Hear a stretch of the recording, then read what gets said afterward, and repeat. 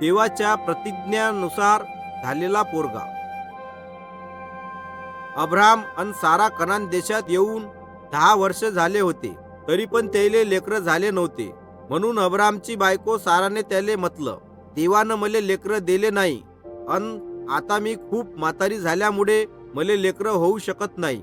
म्हणून तुम्ही माई दासी हाजिरा संग लग्न करून घ्या, अन ते मायासाठी एका संतान उत्पन्न करणार. म्हणून अब्रामाने हाजिरा संग लग्न केलं. हाजिरापासून अब्रामले एक पोरगा उत्पन्न झाला, आणि त्याचे नाव त्याने इस्माईल ठेवले. पण सारा हाजिराचा द्वेष करू लागली. इस्माईल 13 वर्षाचा असताना देव परत अब्राम संग बोलला. देवानं म्हटलं, मी सर्व समर्थ देव हाय, मी तुझ्या संग एक करार करीन.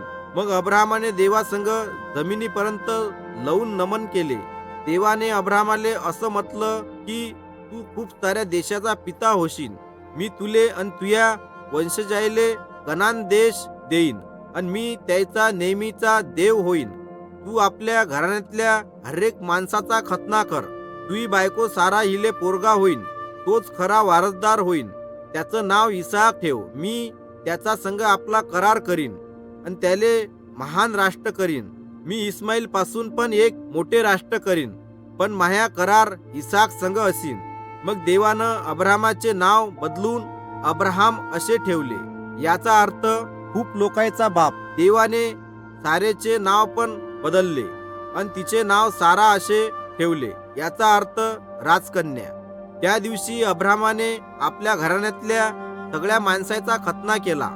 1 वर्षानंतर अब्राहम 100 वर्षाचा आणि सारा 90 वर्षाची असताना साराने अब्रामाच्या पोराले जन्म दिला. त्यानं देवाने सांगितल्याप्रमाणे त्याचे नाव इसाक ठेवले. जेव्हा इसाक जवान झाला, तेव्हा देवानं अब्रामाच्या विश्वासाची परीक्षा पाहण्यासाठी त्याले म्हटलं, अब्राहम, तुझ्या एकुलता एक पोरगा इसाकले घे आणि त्याले मायासाठी होम बली कर. अब्राहमने परत देवाची आज्ञा मानली आणि इसाकले बली करण्याचा निर्णय घेतला.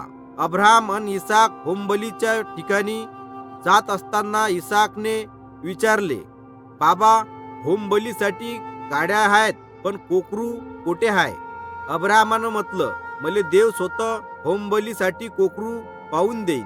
जेव्हा ते होमबलीच्या जागेवर पोचले, तेव्हा अब्राहमानं आपला पोरगा इसाकले बांधलं आणि वेदीवर ठेवलं.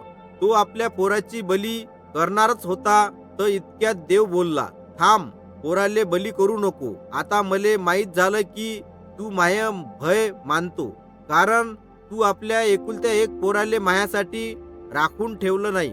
अब्राहमाने जवळच्या झुडपामध्ये शिंग गुंतलेला एक मेंढरू पाहिला. इसाकच्या ठिकाणी देवानं मेंढरू बली करण्यासाठी दिला होता. अब्राहमने आनंदाने त्या मेंढरूचे होम बली केले. मग देव अब्राहम संग बोलला, कारण तू मायासाठी आपलं सगळं काही दिलं, आजपर्यंत की आपल्या एकुलत्या एक पोराले पण देण्याचे निर्णय केला. म्हणून मी तुले आशीर्वाद देतो. तुझे वंशज अभयातल्या ताऱ्यापेक्षा जास्त होतील. तू माई आज्ञा पाडली म्हणून तुझ्या संतानाद्वारे पृथ्वीवरचे सगळे देश आशीर्वादित होतील.